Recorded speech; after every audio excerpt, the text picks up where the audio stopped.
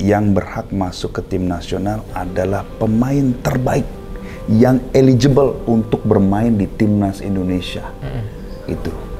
Jadi ketika dia sudah masuk di timnas, pemain timnas pun tidak boleh ada dikotomi apakah dia itu pemain keturunan, naturalisasi, pemain lokal. Tidak ada, mereka adalah pemain tim nasional Indonesia.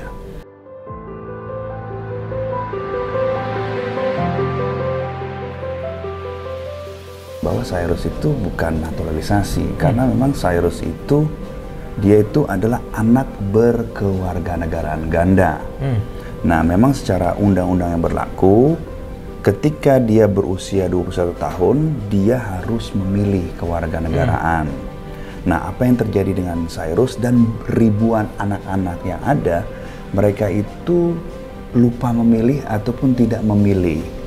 Sehingga muncullah terobosan bagus sekali dari Kumham yang apa yang disebut PP nomor 21 tahun 2022 yang mengakomodasi anak-anak yang belum memilih ini untuk memohon pewarganegaraan Indonesia.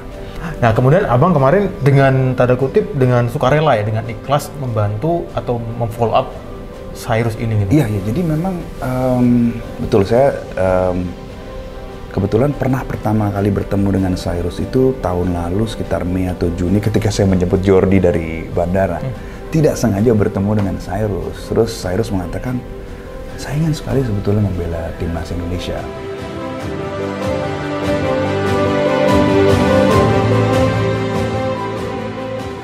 Ya, Assalamualaikum warahmatullahi wabarakatuh. Selamat malam semuanya, dan kembali lagi di Chandra Margatama, dan ini adalah interview kedua dengan Bang Hamdan Hamedan.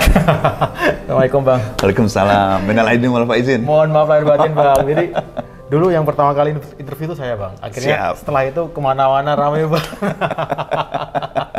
Kemana-mana nih. Sehat Bang? Nggak, alhamdulillah sehat. Nggak kemana-mana sebenarnya. Di sini-sini aja. Orangnya yang ada di mana-mana. Lagi rame lagi nih. Kalau kita ngomongin Bang Hamdan nih, memang meskipun oke, kita sama-sama tahu abang udah nggak di PSSI, tetap aja orang tetap kalau bahas naturalisasi tetap aja pasti larinya ke Bang Hamdan ini. Nah, akhir-akhir ini ramai lagi nih. Ketika kemarin abang bahas tentang Cyrus ini, rasa-rasanya banyak yang salah persepsi juga Bang. Karena dikiranya bahwa Cyrus ini naturalisasi, naturalisasi dan apapun itulah namanya, orang akan persepsinya akan berbeda Bang. Nah, ini kalau menurut Abang atau sesuai dengan kapasitas Abang, Cyrus ini sebenarnya kondisinya seperti apa sih Bang? Jadi benar yang Mas Anda sampaikan bahwa Cyrus itu bukan naturalisasi, karena memang Cyrus itu dia itu adalah anak berkewarganegaraan ganda. Nah, memang secara undang-undang yang berlaku, ketika dia berusia 21 tahun, dia harus memilih kewarganegaraan. Nah, apa yang terjadi dengan Cyrus dan ribuan anak-anak yang ada, mereka itu lupa memilih ataupun tidak memilih. Sehingga muncullah terobosan bagus sekali dari Kumham yang apa yang disebut PP nomor 21 tahun 2022 yang mengakomodasi anak-anak yang belum memilih ini untuk memohon pewarganegaraan Indonesia.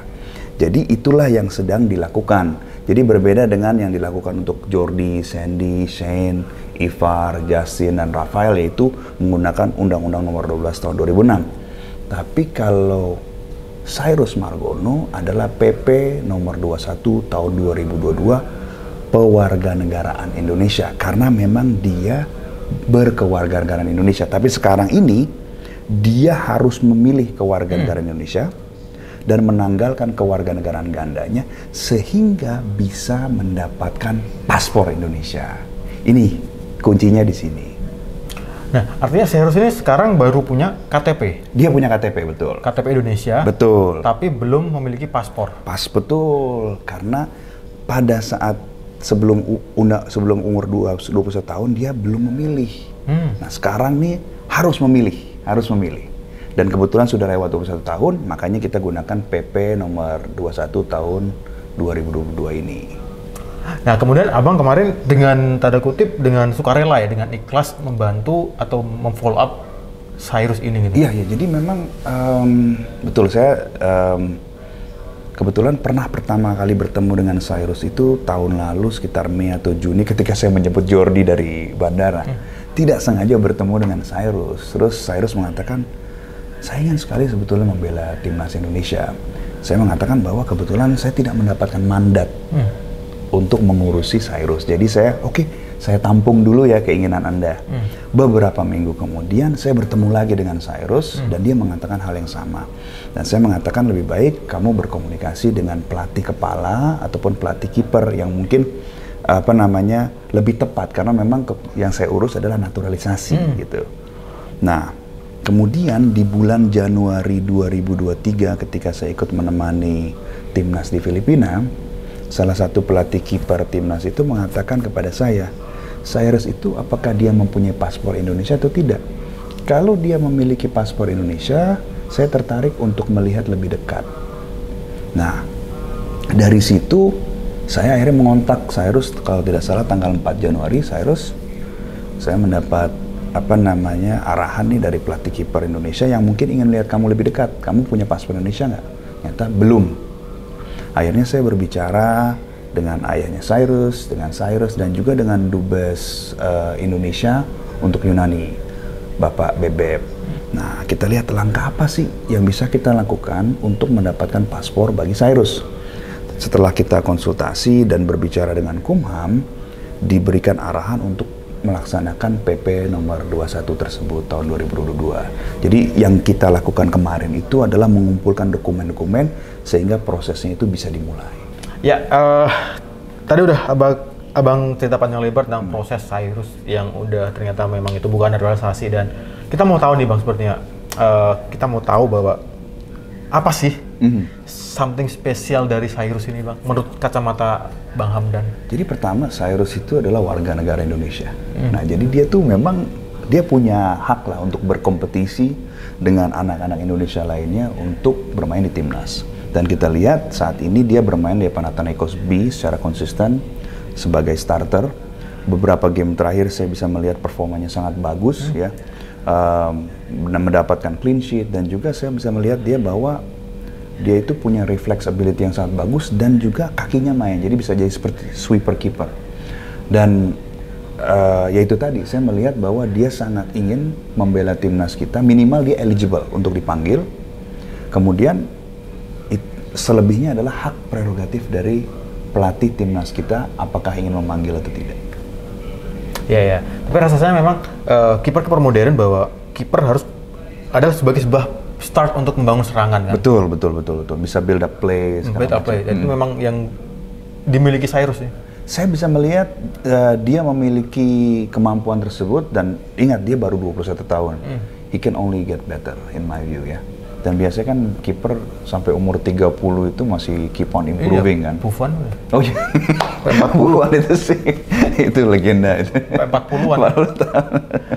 Dan Cyrus juga tinggi badan juga lumayan ya. Tinggi 190 cm, berat 82 kg. Sangat ideal banget untuk posisi kiper. Iya, saya pikir tingginya cukup bagus ya. Iya.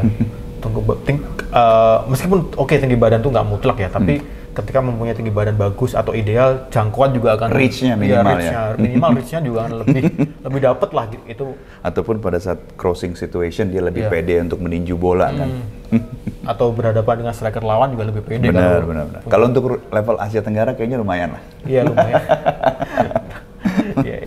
Nah, tentunya banyak yang salah paham lagi nih Bang, bahwa Abang udah nggak di PSSI. Nah, kemudian orang pasti akan bertanya-tanya, lalu kapasitasnya sebagai apa nih membantu? Nah, pasti kan Jariah mungkin ya. Nah, kan pasti banyak bertanya seperti itu kan. Kalau ini bukan naturalisasi, kemudian perpindahan kewarganegaraan, lalu ngapain kapasitas sebagai apa gitu loh? Jadi, ini pertanyaan yang bagus ya. Jadi, dengan Cyrus ini saya melihat bahwa ini sebetulnya keinginan dari pemain ya. Seperti halnya mungkin Mas Chandra ingin mendapatkan KTP, kan Mas Chandra harus mendaftarkan. Sebetulnya yang dilakukan hampir sama. Jadi tidak butuh semacam surat rekomendasi dari PSSI ataupun Kemenpora, karena memang di dalam PP nomor 21 itu dijelaskan bahwa ini sebenarnya hak seseorang, hak warga negara Indonesia yang ingin mendapatkan kewarganegaraannya. Jadi ini adalah suatu upaya, kalau saya katakan dulu, saya menggunakan terminologi ini.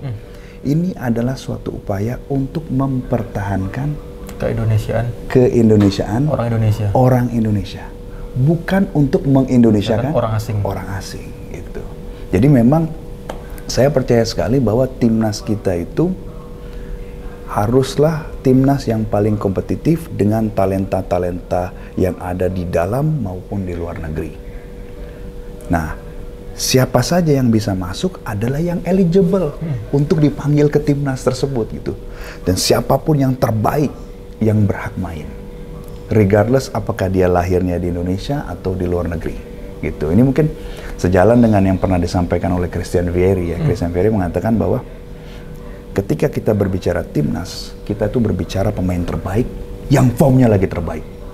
Jadi dia mengatakan kalau suatu hari saya harus berkompetisi dengan Inzaghi ataupun Del Piero, maka pelatih harus menentukan siapakah yang hari itu formnya terbaik. Mungkin tidak memiliki injury dan lain sebagainya. Bukan berdasarkan nama besar, tapi pemain terbaik dengan form terbaik has to start the game. Gitu. Saya pikir itu mentalitas yang sangat bagus. Udah panas banget ini, udah jawaban nih sampai Inzaghi tuh. Itu nanti kita akan perdalam lagi pertanyaan tentang Inzaghi, tentang Vieri tadi, karena memang ada satu pembahasan tentang itu. Tapi gini Bang, kalau misalkan case Cyrus ini, Abang dulu pernah bilang bahwa departemen diaspora. Jadi kalau kurasa kalau ada departemen diaspora itu talent-talent seperti Cyrus pasti akan masuk ke tabulasi atau poolsnya departemen ini harusnya ya? Betul. Jadi kan kita nih punya 9 juta diaspora Indonesia di luar negeri. Tentu mereka ada yang menjadi pengacara, dokter, arsitek, guru, dosen, dan ada sebagian dari mereka yang menjadi pemain sepak bola. Nah, kita melihatlah, mendengar dan bahkan menonton ya kiprah mereka di liga-liga top Eropa kan. Dan kita bisa melihat sendiri misalnya kualitas seperti yang ada di Liga Italia walaupun Serie B, ya kan, Emil Laudero, Mads Hilgers di Liga Eredivisie Belanda. Jadi kita punya talenta yang betul-betul luar biasa. Begitu juga dengan talenta-talenta lokal kita. Nah, saya melihat bahwa negara-negara di seluruh dunia sekarang betul-betul berkompetisi dalam hal global talent war gitu, mencari pemain terbaik yang eligible untuk bermain untuk negaranya. Saya berikan contoh misal Italia ya. Italia, pelatih timnas Italia Mancini 2015 mengatakan, saya tidak percaya, saya tidak setuju bila pemain yang lahir di luar Italia membela timnas Italia. Tapi hari ini dia berubah pikiran. Dia bahkan memanggil Retegui kemarin, ya kan, pemain yang bermain di Liga Argentina untuk bermain di timnas Italia melawan Inggris dan Malta. Dan 2 kali dia mencetak gol. Dan saat ini bahkan Mancini sedang membidik satu pemain usia 17 tahun yang bermain di Vélez, ya. Kalau nggak salah tuh Prestiani namanya, yang juga diincar oleh Real Madrid. Mancini ingin mendapatkan pemain ini umur 17 tahun. Bayangkan, pelatih timnas senior Italia membidik pemain usia 17 tahun yang bermain di Liga Argentina. Berarti kita memang menghadapi global talent war nih, ya kan? Nah, pertanyaannya, apakah kita mau memanfaatkan potensi diaspora kita yang begitu dahsyat di luar sana atau tidak? Atau bagaimana kita mencari titik harmoninya antara komposisi pemain diaspora dan pemain yang asli lahir dan besar di Indonesia? Di mana titik harmoninya? 10% kah? 5% kah? 20%? 30%? Silakan mungkin nanti dibahas di Badan Tim Nasional yang mungkin akan dibangun ya, yang akan menentukan arah dari tim nasional kita ke depannya. Cuman ini ide yang memang sudah dilaksanakan dan dilakukan secara agresif oleh banyak negara termasuk Maroko, ya kan? Bahkan Maroko itu terakhir kali saya baca Brahim Diaz ya. Brahim Diaz, betul. Kebetulan rivalnya tim favorit saya tuh AC Milan nomor 10 kan. Permainannya bagus sekali kan. Dia sudah bermain di Spanyol, sekarang Maroko menggoda nih untuk dia bermain di timnas Maroko. So you never know. Tapi itu menunjukkan bahwa departemen diaspora itu sudah dilakukan oleh negara-negara lain yang notabene sangat sukses ya. Italia, Maroko kemarin. Jadi bahkan Irak nih memulai departemen diaspora, dan Irak ini memiliki jumlah diasporanya hampir sama dengan diaspora Indonesia. karena dipicu dari perang ya. Jadi this is an interesting situation. Apakah kita mau memanfaatkan potensi ini atau tidak? Artinya kalau kita bilang fair bahwa ini adalah sesuatu yang lumrah, lazim, dan memang ya negara lain juga memakai sistem ini juga gitu. Betul, kan yang dilakukan ini tidak melanggar statuta FIFA ataupun aturan manapun, dan juga tidak melanggar undang-undang yang berlaku di Indonesia, seperti konteksnya naturalisasi yang terjadi dengan Jordi dan kawan-kawan. Bagaimana sesuai dengan undang-undang yang berlaku di Indonesia, sesuai dengan statuta FIFA, dan juga kalau saya rasa ya dengan performa Jordi, kita bisa melihat ada peningkatan kualitas permainan timnas. Mungkin Mas Chandra setuju atau mungkin tidak setuju? Saya pribadi setuju Bang, asalkan memang ya untuk kebaikan timnas. Kalau timnasnya kita berkualitas kemudian kualitasnya naik ya why not gitu loh. Betul. Kita nggak perlu memikir, itu pemikiran yang lalu-lalu lah kalau menurut saya. Karena buat apa harus terus memikirkan bahwa dari mana asalnya, yang penting sekarang dia bermain untuk siapa gitu, untuk Indonesia, keselamatannya Indonesia gitu. Saya setuju sekali, karena ketika seseorang sudah masuk ke tim nasional Indonesia, itu tidak ada lagi namanya pemain keturunan, pemain naturalisasi. Mereka adalah pemain tim nasional Indonesia. Dan contohnya kayak Cyrus ya. Kenapa sih saya mungkin tergerak untuk membantu Cyrus? Saya berbicara dengan Cyrus, oke, misalnya saya bantu nih untuk permohonan pewarganegaraan kamu. Saya mau tanya, abis ini kamu mau main di mana? Ya kan? Saya ingin memastikan bahwa Cyrus ini tetap berkarir di luar negeri. Dia mengatakan, target saya Pak Hamdan, saya bermain di IPL. Oh, oke, kalau gitu. Yuk kita bantu sebisa mungkin. Dan itulah mungkin motivasi saya adalah supaya pemain-pemain terbaik kita yang berdarah Indonesia ini bisa berkarir di liga-liga top Eropa. Dulu kita pernah bahas ini mengenai Shane kan? Iya, Shane, bahwa Shane, kami tidak motivasi kamu untuk bermain di Liga Indonesia. Ingat itu Shane, ya, kami tidak motivasi kamu untuk bermain di Liga Indonesia. Viral banget itu langsung. Dan orang juga ternyata setuju. Dan kalau kita melihat publik bahwa memang, ya publik setuju banget Bang, karena memang ya satu sisi memang udah rindu banget dan kebangkitan timnas juga. Dibilang ini jalan instan, ya memang jalan instan. Dan ketika kehadiran pemain naturalisasi atau pemain yang memang apapun itu statusnya membawa kebaikan untuk timnas yang bisa kita lihat sendiri kemarin waktu FIFA Match dia gitu. Kita membayangkan kemarin waktu di belakang Jordi sama si Elkan. Tenang banget, kita nggak yang tiap nonton, sorry itu saya. Dulu kita nonton timnas tuh deg-degan Bang. Tiap keserang deg-degan kan. Sekarang minimal ini belakang udah safe, aman. Lebih-lebih nanti kedatangan Shane di back kiri. Betul. Itu udah membuat ya gairah juga supporter timnas juga udah makin optimis lagi dengan kepelatihan Sintayong sekarang Bang. Tapi nyatanya sekarang Sintayong pun nggak semuanya pro dengan dia. Ada. Wallahu a'lam bishawab. Ada yang lagi viral Bang, ya Allah. Ada yang lagi viral bahwa masih dibawa-bawa lagi Bang tentang lokal itu sebenarnya pemikiran seperti apa sih Bang? Saya percaya itu harusnya tidak ada dikotomi seperti itu ya. Jadi saya percaya bahwa yang berhak masuk ke tim nasional adalah pemain terbaik yang eligible untuk bermain di timnas Indonesia. Itu. Jadi ketika dia sudah masuk di timnas, pemain timnas pun tidak boleh ada dikotomi apakah dia itu pemain keturunan, naturalisasi, pemain lokal. Tidak ada. Mereka adalah pemain tim nasional Indonesia yang berdiri sama tinggi, duduk sama rendah. Artinya gini, ketika formnya dalam waktu periode tersebut itu sama-sama bagus, kemudian dia memang ketika ternyata yang naturalisasi formnya ternyata di bawah yang pemain yang bermain di Liga Indonesia itu fair-fair aja buat Sintayong. Oh iya loh, harus pemain itu keputusan prerogatif pelatih yang melihat siapa pemain yang dia hendak turunkan untuk melawan siapa. Tentu kan mereka ada pelatih kepala mempunyai pertimbangan tertentu. Gitu. Artinya semua mempunyai hak yang sama gitu loh, nggak melulu tadi berdasarkan ada privilege yang harus diberikan kepada pemain yang memang. Ya, saya rasa pemain seperti yang Christian Ferry sampaikan, pemain terbaik dengan form terbaik yang eligible untuk bermain gitu. Ya, harus ada fair, biar kompetitif juga mana yang. Betul, dan tim nasional kita harus menjadi medan paling kompetitif. Karena itu menggambarkan 260-270 juta rakyat Indonesia, ya kan dengan Garuda di dada, dan itu kan 70% penduduk kita itu mencintai sepak bola, tentu 70% penduduk kita ingin Indonesia menang kan. Ya, jadi gini, sama-sama kita tahu bahwa pemain naturalisasi kadang dia membawa agent untuk mengurusi seperti itu. Nah, bahwa kadang juga agent itu nggak sejalan dengan apa yang pemain mau gitu loh Bang. Ya. Dan itu memang seharusnya ada pendekatan yang memang biar gimana caranya agent dan pemain itu satu jalan gitu Bang. Iya, jadi memang biasanya kayak saya seperti sama Cyrus ya, saya mengatakan sama Cyrus, coba kamu kasih tahu ke saya, kamu plan 5 tahun kamu kemana? Ya kan? Oh, saya ingin sekali Pak kalau bisa bermain di liga ini, bahkan sempat nyebut IPL juga.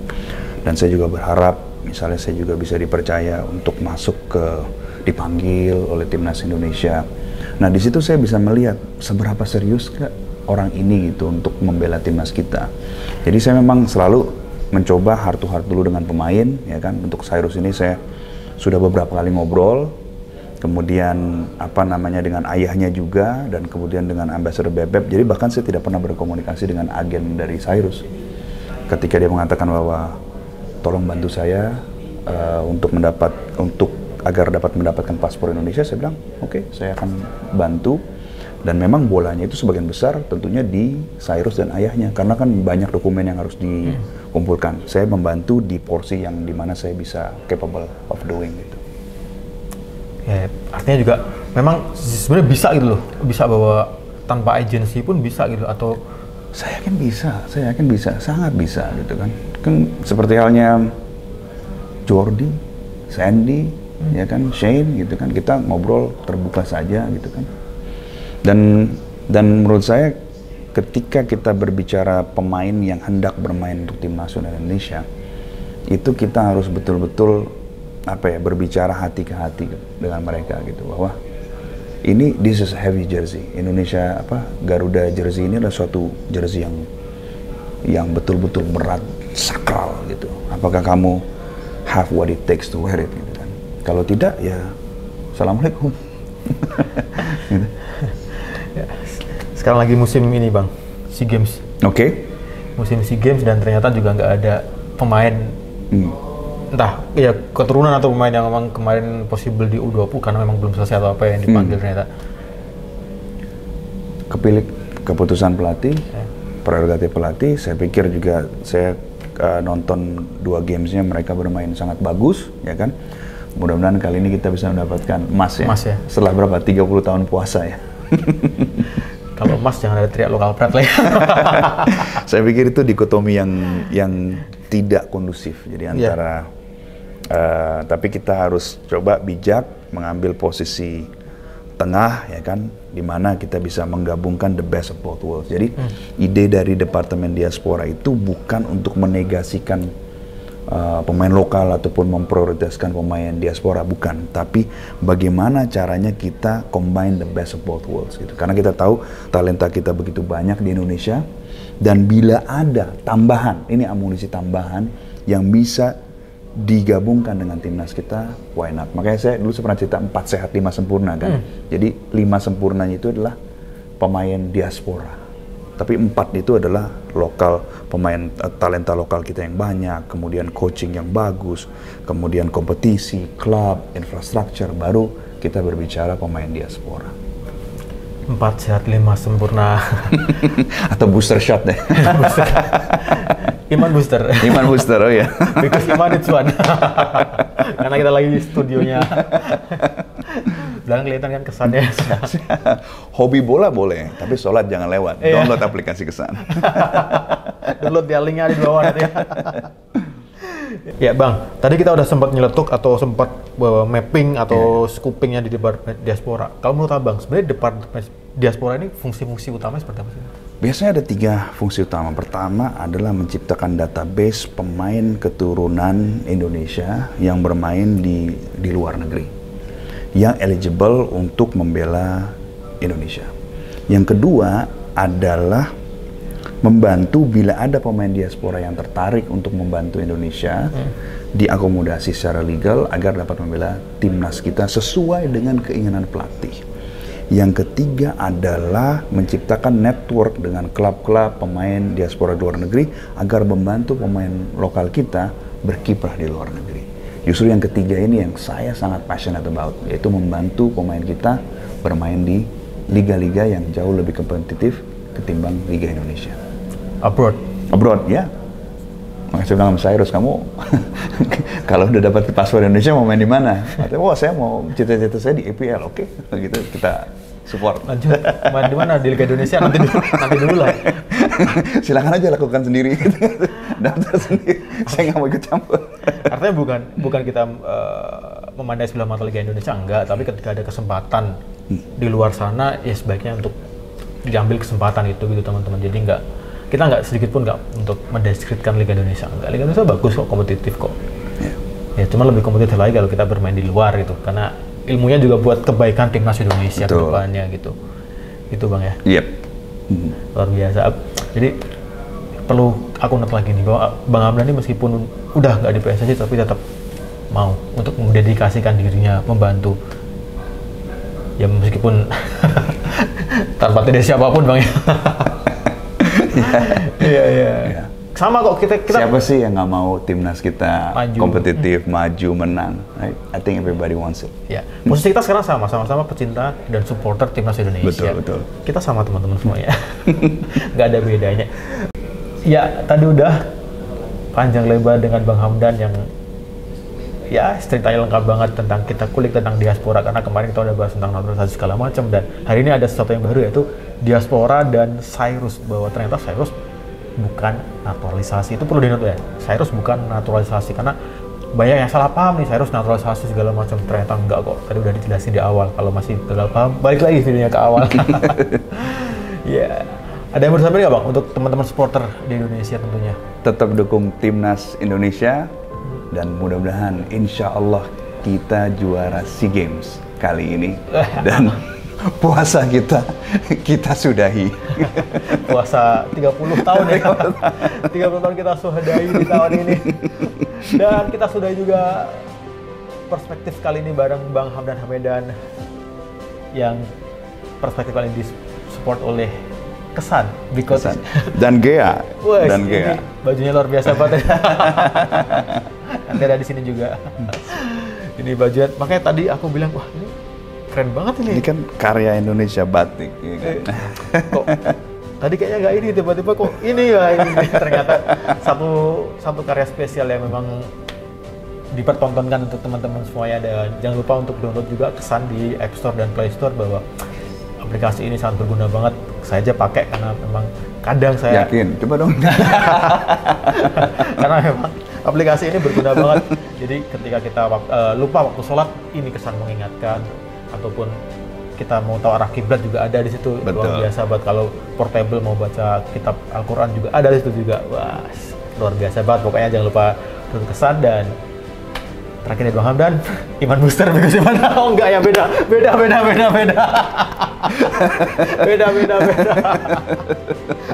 Udah gitu aja dari aku Tendang Bergatama dan Hamdan Hamedan. Kita jumpa lagi di kesempatan selanjutnya. Bye. Wassalamualaikum warahmatullahi wabarakatuh. Waalaikumsalam warahmatullahi wabarakatuh.